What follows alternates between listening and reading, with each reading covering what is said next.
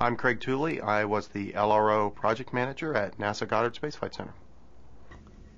I'm Quang Nguyen. I'm the CNH lead for LRO. I'm the one that started with the program right at the beginning. I worked the project and the system engineer right from day one. My name is Yuknis, and I was involved with the lunar reconnaissance program way back when it was formulated pre-Beta A. My initial involvement was the technical hardware lead. I was responsible for the technical direction of the hardware for the D&D-8. To start with the biggest picture, we're going to talk about the LRO's command and data handling system, which is essentially the computer that runs the whole spacecraft. And in our case, it was the only computer on the spacecraft. It was a single string spacecraft. In the context, we're going to talk about the mass storage, where we store the data. The CNDH handles all of the communication within the spacecraft between gathers the data from the instruments, receives the commands that come up through the transmitter, and eventually controls and routes the data to the transmitter for downlink to the ground. And in LRO's case, that was a fairly challenging assignment because we had a suite of instruments, including some cameras, and they create a great deal of data. So the challenge that we gave to the CNDH engineers was we need to have a way to bring 100 megabits per second down to the ground, and you're going to have to store almost a day's worth of that data stream on board because the spacecraft will go behind the moon.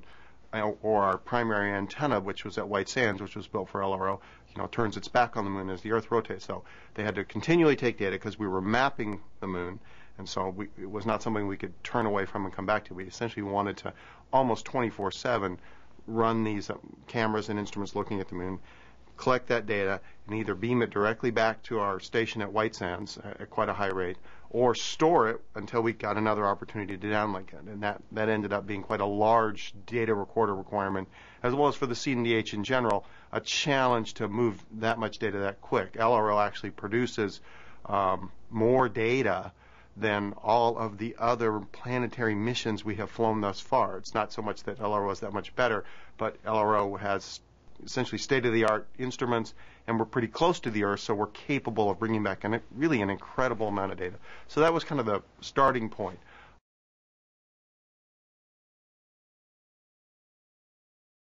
The risk for selecting the hard disk drive is one of the risks. The risk is a radiation related to the flight environment that LRO fly into, and that's the major item. So we, in addition to that, the hard disk drive had to be burn-in process, had to have a lot of test plans. So we upfront we lay out the qualification plan from day one. The original plan called for using solid-state storage technology. We originally planned to use SDRAM, basically SDRAM in a box. Eventually, the program wanted to take another direction by using hard disk drive because that offers the promise of having expanded storage as well as lower power and lower mass. Basically, we were trying to trade one form of technology with another. The course of time progressed through testing of the hard drive because the hard drive were commercial technology. It was not yet proven, except as a proof of concept from the airport, that the hard drive were capable of flying on a robot mission like the LRO. So through the course of testing, it turned out that the hard drive, they had some not so quite desirable characteristics to perform to the level we needed, mainly in terms of reliability for the life of the mission. At some point, the project decided to forget the hard drive and move on with another option, which was to return back to the SDRAM. That's where we are now. From the very beginning, one of the reasons we chose to have the memory in a separate box as well as the hard drive was we wanted to push new technology. And at that time, SpaceWire was the new technology. And we wanted to explore the concept of decentralizing the D&D-8 instead of having a monolithic box processor, memory, communication card, power card. We were trying to move away from that concept and move the storage into a separate subsystem. And they originally think it would also have the communication card and another self-contained container. So this way you had a series of boxes interconnected by cable. Through cost and schedule, eventually it turned out to be more effective to put everything in one box, because we were very much pressed for time as well as money to try to keep everything decentralized. Right before we have a mission PDR, and then that time we knew the hard disk drive, it failed the radiation test. So in the back burner, we will have the plan B, which is using SDRAM technology. One of the first design aspects as the preliminary design of LRO unfolded was, what were we going to use to store this data on board, being that it was such a large amount. The rest of the CNDH, we largely borrowed, although we had some development from missions that were in development right then at the same time at Goddard, because LRO was very quick. But the data recorder was a somewhat unique requirement. And so as we went out to look for where could we either build or buy a data recorder that could hold the data we needed, we encountered that we were not sure that we could actually procure a standalone data recorder, because there are a lot of vendors both that met our requirements and in time for the mission. So we started to explore other options, including building something ourselves, or in this case we also then learned of an alternative we thought was attractive, which was to use actually hard disks, the kind you get in a laptop, that we learned that the Air Force had General Dynamics actually fly some and look at taking that technology and making it worthy for space flight. That intrigued us, and it was then, as we entered our preliminary design, we became convinced that was a very fruitful thing to do. It would end up, we looked at, the hard drives had a couple of advantages that went way beyond our requirements, but were very attractive in terms of they would enhance the mission. In addition, they looked like they could be bought within our budget reasonably and in time. So all those things together put us on the track to pursue these, which we'll talk about eventually we had to abandon, but we were very attractive. The hard drives, as the overall context of the mission, the solid state recorders, built with SD-RAM that in various sizes fly now, and what we eventually flew a large one of, you have to keep them powered up or they will forget what they've recorded. So that meant in LRO, we always had to plan for how were we going to handle if we had a reset of the computer. We knew that we would lose the data. We also knew that the size of that recorder was a key element in the overall mission operations concept, because we had to get linked to the ground and make sure we had enough ground stations and ground time before we overflowed the recorder.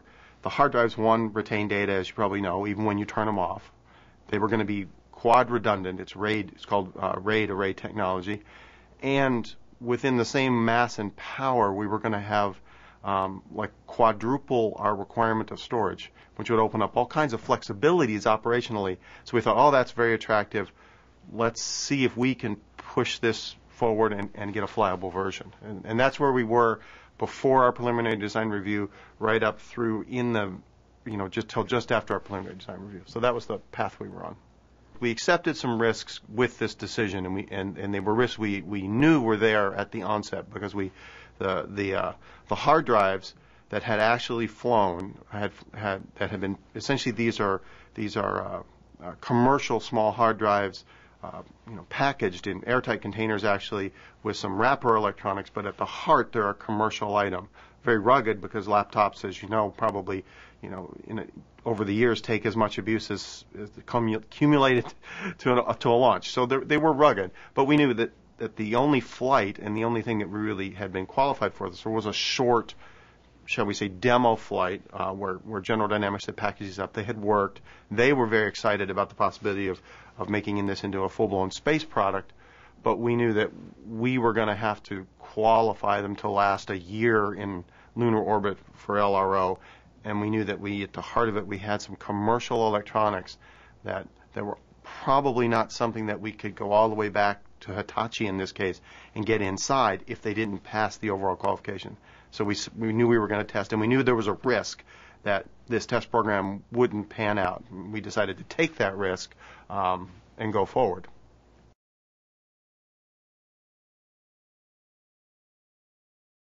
In order to mitigate the commercial devices, like us, we make sure that some of them has been, reasonable good before we buy into that commercial, such as whether it had been designed and people using in technology demo or has been used somewhere else.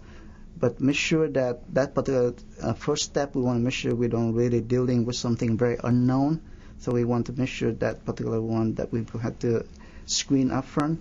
Once you have that, go into that, and now you lay out your qualification test plan, identify potential risks from radiation effect to the potential can you use for a flight in the area of thermal design, and make sure that the thing will not really crack or burn out. As well as we want to make sure that the speed, the data comply with all our requirements. So the mitigation of the SDRAM is the first thing. We want to make sure that the module that we're using from the vendor who packaged for us, make sure that test will be qualified and will be burn-in test. Make sure that the radiation test on those devices can be, meet our mission requirement. And then another challenge that we have is the technology allow us to pack it into the small package like that. There's some noise, some other issue may create that. So we have a team of experienced engineers in our group. We're able to do simulation, signal integrity model all the buses and the layout of the board. So we make sure that when we get to test the board, there's no other such a thing that have to have to deal with that after the fact. So we design from the time we start all the consideration, the risk mitigate enough from design to the parks to testing and to system level. Make sure we're able to perform the throughput data rate right into the system and take it out from put into downlink. Everything had to be in the system, so everything has been mitigated. Once we acquire commercial technology, Code 300 becomes involved, and Code 300 is the Merchant Affairs Directorate, and they help us decide what at a minimum we should be doing to ensure that this commercial technology is successful. That includes what we describe: radiation, thermal, and vibration. But going beyond that, for commercial technology, we also have to inspect the vendor as much as we can, because some of the processes are not truly open to us. But the process basically involves qualifying that entire module by running extensive testing, by varying the temperature, varying the voltage, as well as radiation testing. Once we pass those barriers of test using a sizable amount, we will cherry pick the best components that pass. And Code 300 will sign up on it and allow us to use the part. Where we adopted the mitigation strategy, in other words, where we decided to abandon the hard drive approach and decided to adopt the SDRAM approach. Eventually we uncovered, like with any other project, we uncovered technical challenges that posed new significant risk to the project. It's already named two of them. The programmable gate array, the package that we chose. Traditionally, we prefer the quad block pack, which is a square device with leads sticking out. That was our preferred approach. However, because of the density of the data storage board, it requires to use a more compact package, which is the ceramic column grid array. Basically, this is the package that's square but has little pins sticking out. But this is an unproven technique because we did not know how to manufacture with it, as well as the comfort level of working at a process level. Manufacturing was a concern. However, when Actel, the vendor who sold us the part, when they did the first testing of the device, it turned out that the last testing was having problems. Basically, when you buy any part for use on space flight, you have to have a lot test, because that part represents the whole lot. Suppose you buy 1,000 pieces, they pick a few representative samples, maybe 10, and choose to test R10. If R10 passed, that meant the whole lot was okay to use on space flight. In this case, when actors started testing the life test on one of the devices, it had a barrier. One bit was down to flip at a certain temperature. So when that happened to the last test, it cast doubt on the whole lot. So in this case, the strategy was to simply place an order for another lot. Keep in mind, when you order another lot, it takes approximately 22 weeks for the vendor to deliver. But the idea was to keep that going, and we will try to mitigate the testing of the other lot by extending the burning time, do the more testing, maybe one device, know the thing, 1 hour battery apple doesn't ruin the whole lot. Now, in terms of the memory barrier we encountered later on, it turned out to happen at a most important time. When we completed testing of the memory board, the D&D8 was successfully tested vibration, thermal back, EMI at the box level. So when we delivered the box to the spacecraft, it turned out maybe a week or two after that, the memory error started to show up. So at that time, the project was reluctant just to pull the box, pull out the card, and swap out the memory module, because that would have been one approach to mitigate the problem. But rather than pulling the whole box, they decided to look at the situation by playing with it, see if they could get it to come up by running a certain sequence of testing, vary the temperature, turn on one spacecraft component, turn off another, and see if there's a pattern to what was happening. And once that was done, we decided to live with it, and we ultimately chose to map out the bad section, because the problem we were having did not grow. It stayed confined to one tiny part, less than 1%. And by monitoring that, we could say we can live with it. And if this gets bored, we always have an option of mapping around that bad area.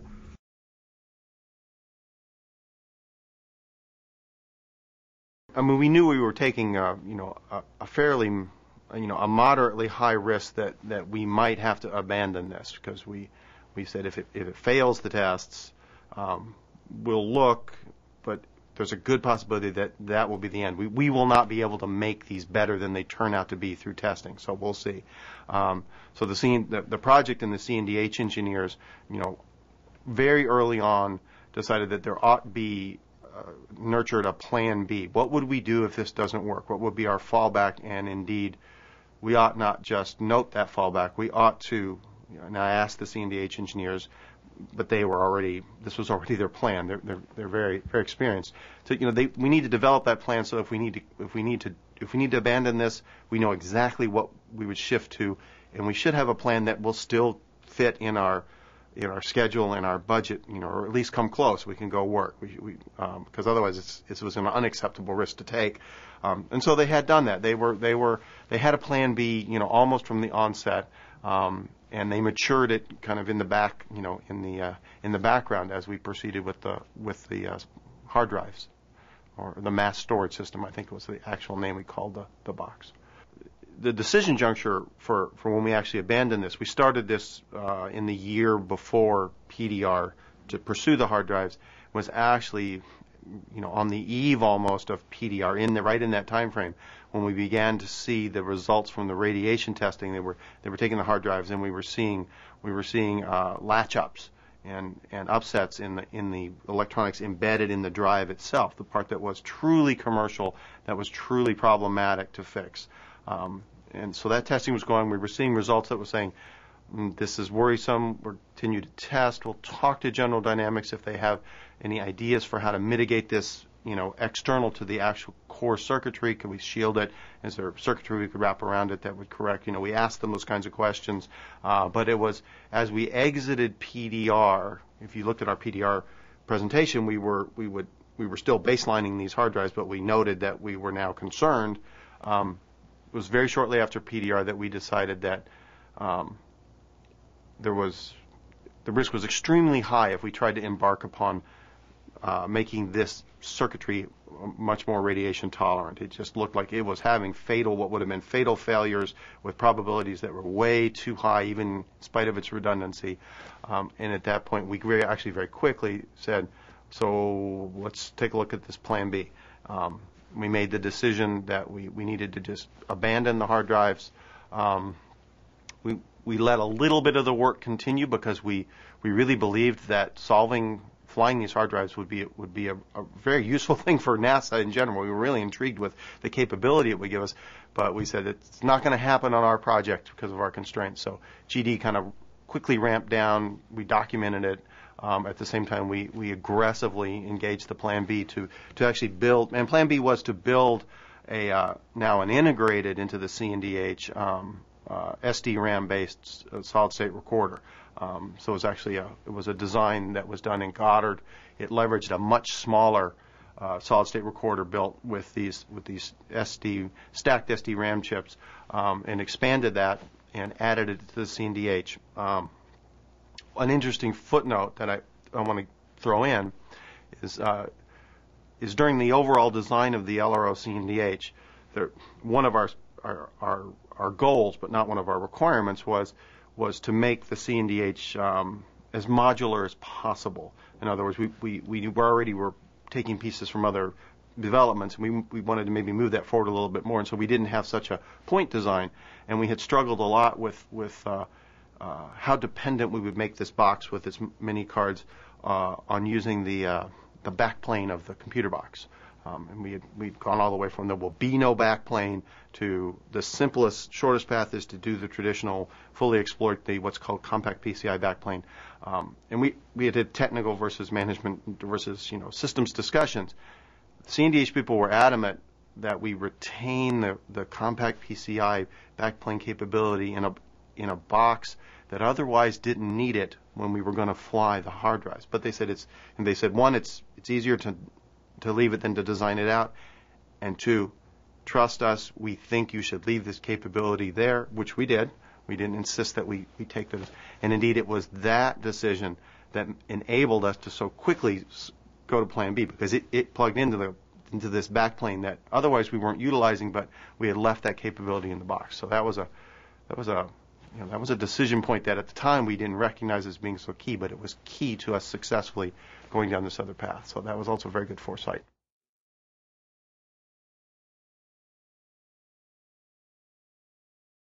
The challenging that we have as engineer, we always want to make sure we have a new technology to look forward to be able to support a high demand on the mission requirement. And of course, we watch out all the funding, the money issues always become important. Keep the budget under constraint and work your project closely to tell them what you may run into problem or not. Tell them truly, so they can work with you. I think the number one thing when encountering new technology, especially with the great unknown, the best thing you can do, in my opinion, is to be flexible. In other words, be prepared to change the course and have a backup plan ready to go. In other words, we call it Plan B. If this approach did not work, the primary approach to do whatever work, in the case of the hard drive, we would choose to exercise the Plan B option, which to mitigate that work. We chose to implement a parallel course of action while the hard drive were being tested. We came up with an alternate plan. What if the hard drive did not pan out? We'll try to plan ahead for that. So we leveraged off of some of the technology that the hard drive would give up by integrating that and fusing it with the SD-RAM technology we eventually adopted. there were some key decisions we made at the time that we did not know that would turn out to be key decisions. We look back at it, oh, it's a good thing we did that. One example would be the fingerboard computer. The fingerboard computer had a backplane connection on it, which allowed the PCI interface. Now, because the SBD, or the fingerboard computer, was the new technology for LRO, basically it was a complete custom design.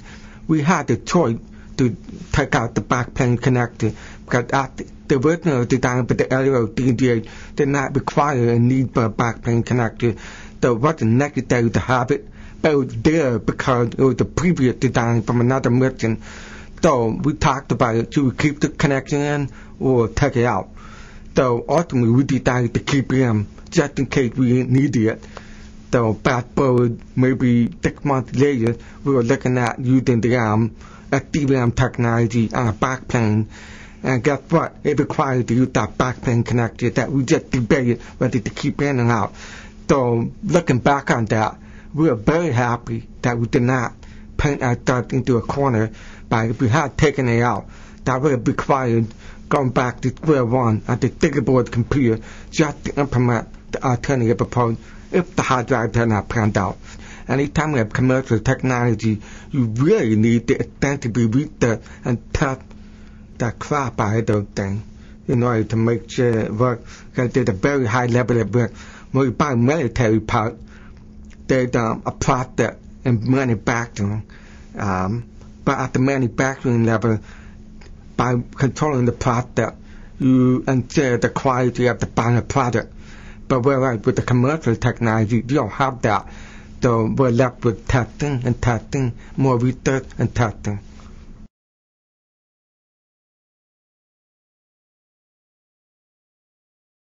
Looking back on this, I think we learned a few lessons, or had some lessons reinforced, because in some cases I think we benefited from people who had learned some of these lessons. That's why our decisions worked out when we made them later.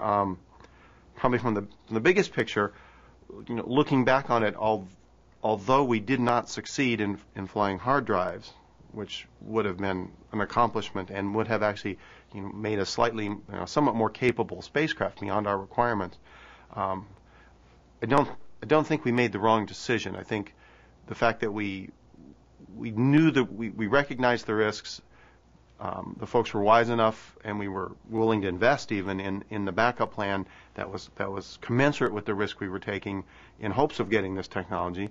I don't think any of those were mistakes. Those things don't always work out, and the fact that we weren't so committed to new technology that we would have had a disaster if we had put all our bets on this and said, we're going to develop this, and it would have been irresponsible, because our job was to get this to the moon and get data back, not developed technology, really. LRO was not a technology development mission. But I think since the backup plans worked out, the budget and the schedule survived all of this, so I think the experience is one should not be shy about looking for these kinds of opportunities, because they do pay off sometimes. In this case, we can demonstrate you can take the risk, it won't pay off, and you can still meet your objectives. So I think that was the lesson. The other lesson was striking the right balance between what the project and even the institution, as well as the systems engineers, were pressing forward with, both technologies and architectures, the simplification of the CNDH, and the strong lessons learned that were embedded in the developers, the people that pressed, and we took their advice and recommendations to really invest in the backup plan, not just lip service that we got a plan in case this doesn't work. And we ended up deciding that we should leave some of the features, the hooks in the system, that made it more flexible, even though we saw them as not core to what we wanted, or even the right step in the evolution of a more modular system. Both those things were very important lessons, that you need to balance those things.